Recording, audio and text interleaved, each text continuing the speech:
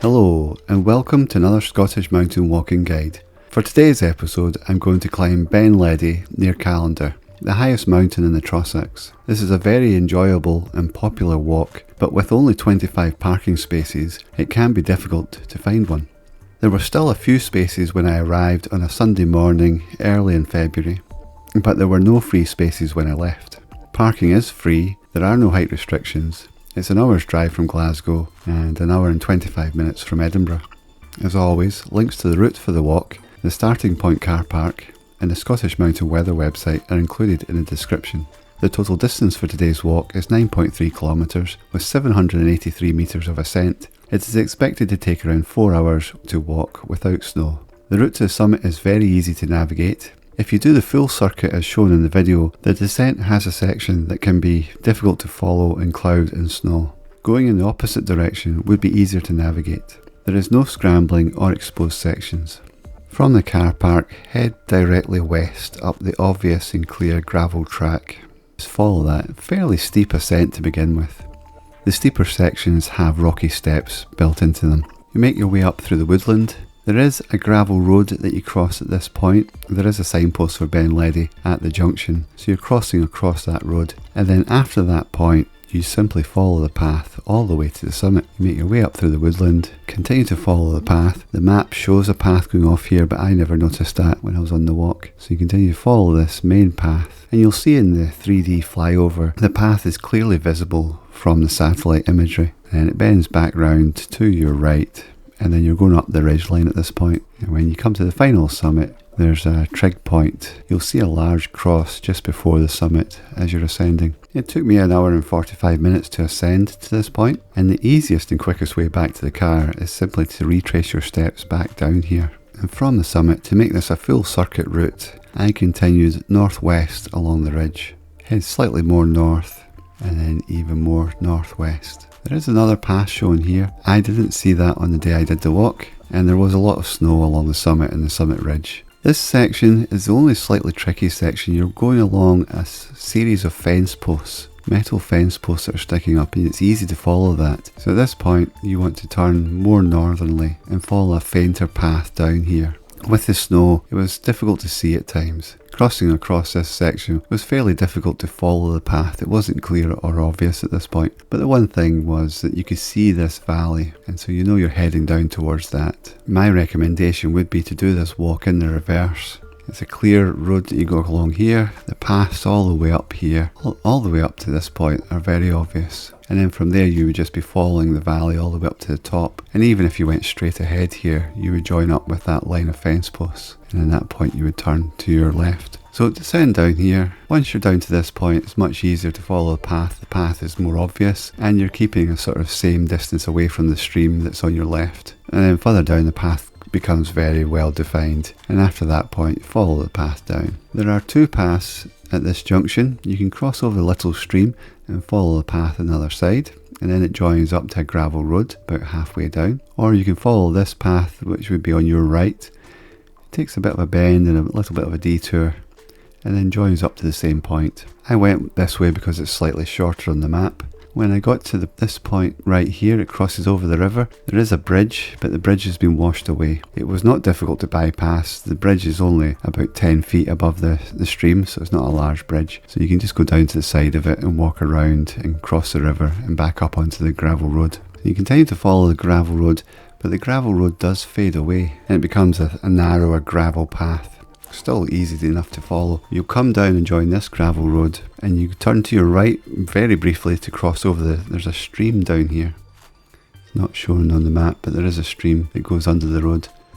And you cross the stream using the road and then turn to your left and go down a winding gravel path. It again joins the edge of the road here. You continue on. You kind of go onto the road a little bit and then off the road again down to the left and follow that, and then it joins again onto the road. It's just saving you making these long detours that the road zigzags. Once you're on the final section of the road, you follow that down to where it joins the junction here, turn to your right, come down. This one is a grassy, muddy road. Cross through a gate here and join the main tarmac road. From there, it's a straight walk back to the car park. Good morning. It's 8:30 in the morning. I'm at the car park that's just over the bridge for Ben Ledi. There's a second car park down that road ahead. But the start of the walk is that track that goes up there into the woods. So if you get here early enough, you can park at this little car park just here. Save yourself a couple hundred metres in the walk. You can see the summit is clear just now, dusting of snow on the top. So from the car park, just head up that track, signposted for Ben Ledi.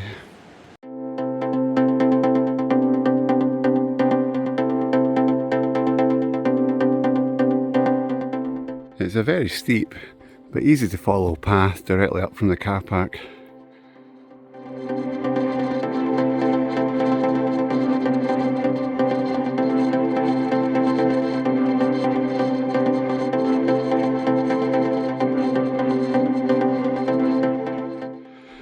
When you come to this gravel road, we just go straight across and up the path with the walking sign over there.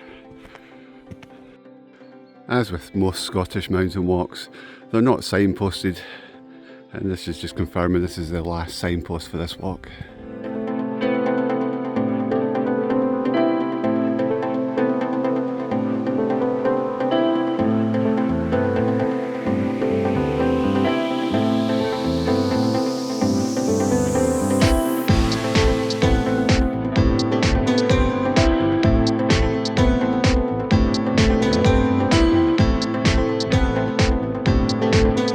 It is a very steep start to the walk. Up ahead, the path bends off to the left, so we're not going straight up that very steep ascent. Off to the left and then round and up along the ridge.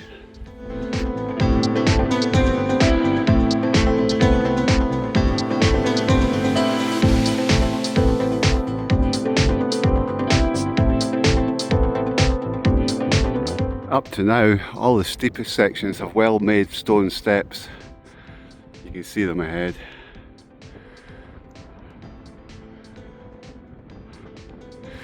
Starting to get a little bit breezy.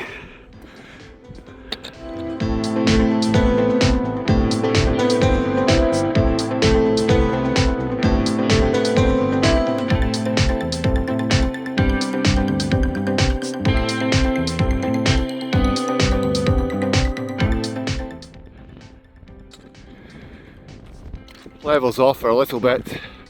Temperature is -3 degrees with the wind chill expected to feel like -12. I'm going to stop and put waterproofs on to keep the wind out now.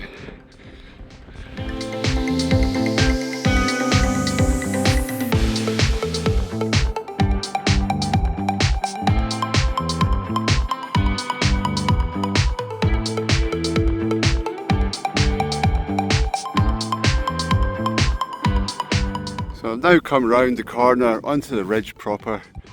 It's about 1 kilometre to the summit and about 250 metres of altitude still to climb. And unfortunately, the cloud is coming in.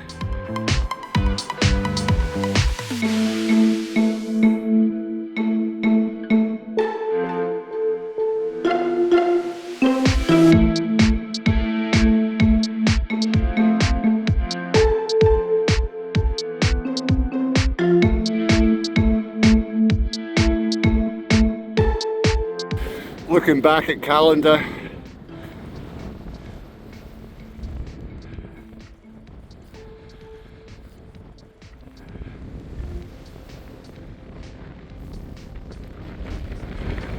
wind has really picked up.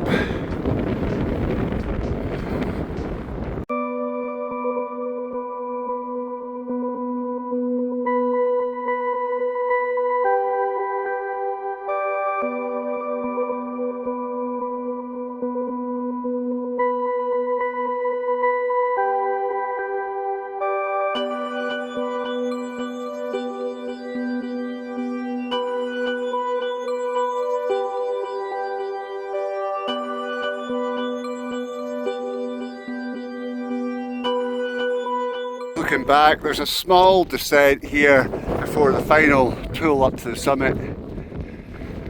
Just getting out of the wind a little bit, it has been quite strong and cold. So we're going to go up here. It's about 200 metres distance to the summit now.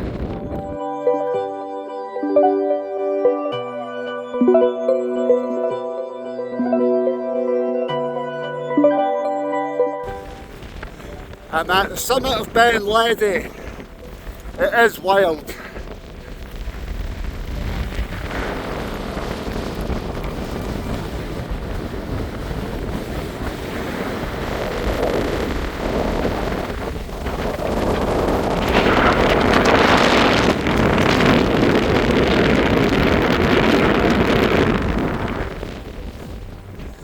I'm going to go off the top and see if I can get out the wind.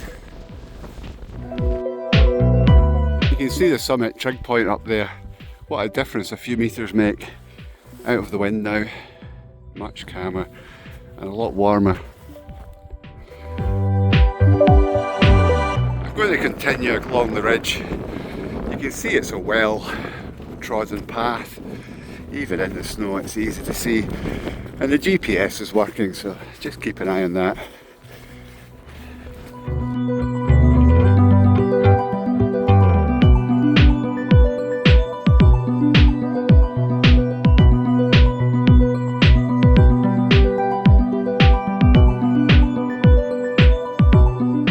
The path bends off gently to the left ahead and descends.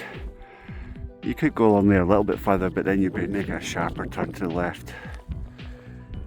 Not the easiest to navigate with all the snow and the cloud. There are footsteps and then they kind of stop about here. Probably went round this sheet of ice.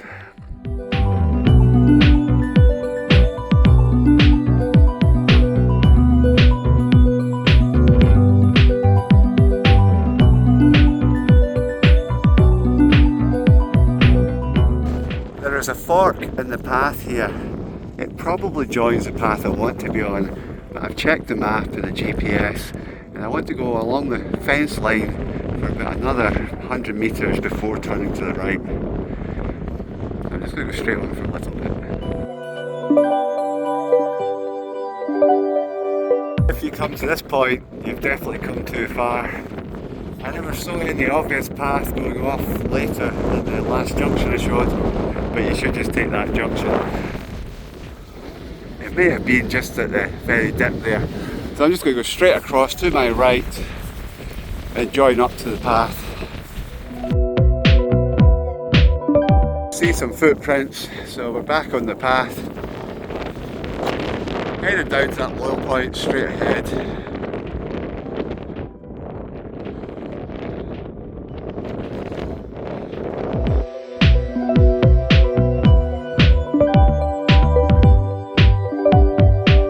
I did lose the path a little bit back there, but back on it now. You want to go that way, you want to turn to your right. You don't want to keep going down to the gorge there. Turn to your right and go down this right hand shoulder. Just keep an eye on the GPS. The track isn't well worn, it's not obvious. Just make my way down. At this point you want to head directly northwest.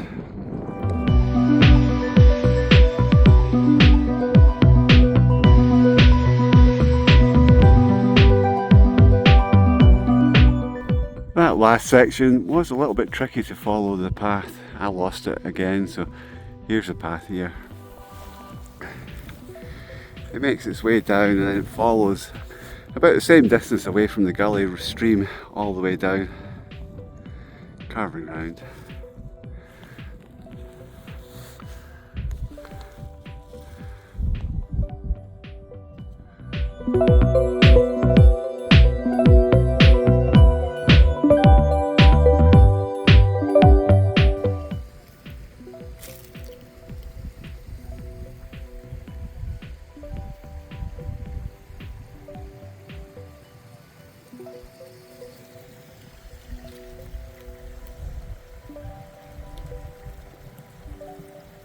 Surprisingly tame.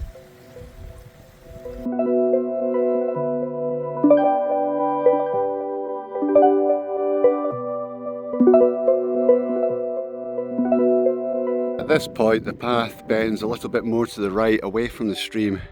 It will join back up with it ahead. We're just cutting the corner a little bit. It's not far until we join a more defined path ahead. You can see it going through the woods there. After that it's good path and gravel tracks all the way back down to the car park.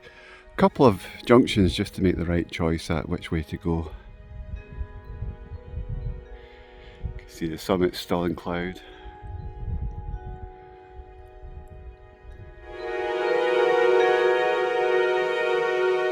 It's just as well somebody's put that string along the wire there. Most of the fence is missing, but that could give you a sore face.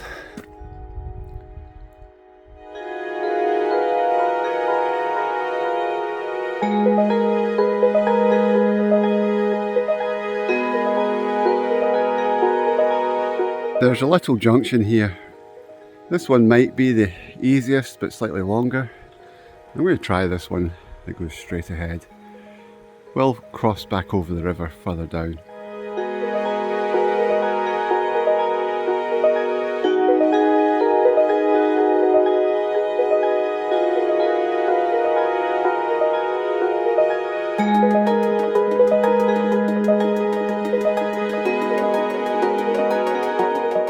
Well, that wasn't shown on the map. I'm just going to have to go down the side here and cross over. It doesn't really look very difficult to bypass.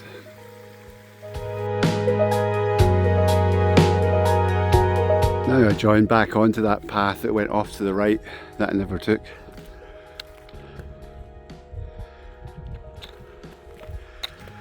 And just follow this all the way down.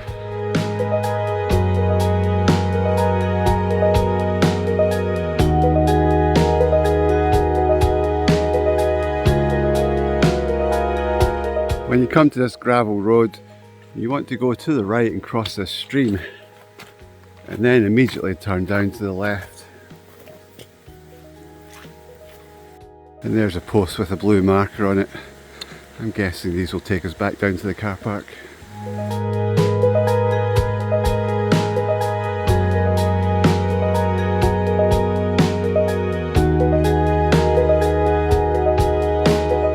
When you come to this gravel bend in the road, I'm going to go down to the left and follow the signpost here.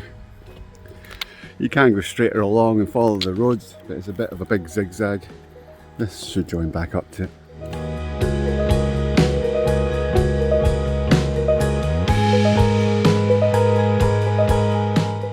Joined back onto that gravel road I showed a minute ago. I'm going to follow the road now down to the left.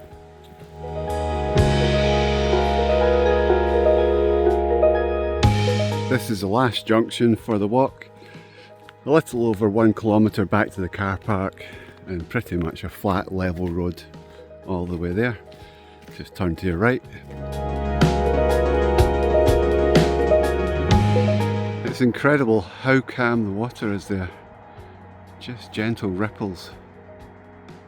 The difference between down here and up at the summit is night and day, literally. So don't be fooled by the conditions when you leave your car. You need to prepare for the worst.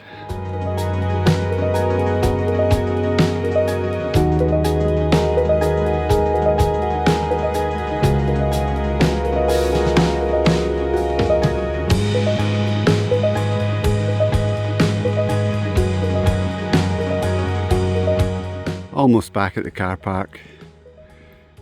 3 hours and 50 minutes since I left to this point. I think it took 1 hour and 45 minutes to the summit, so quite a bit longer on the descent. I did stop for lunch.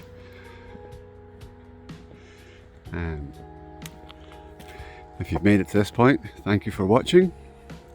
And as always, I look forward to showing you more in the next one. Bye for now.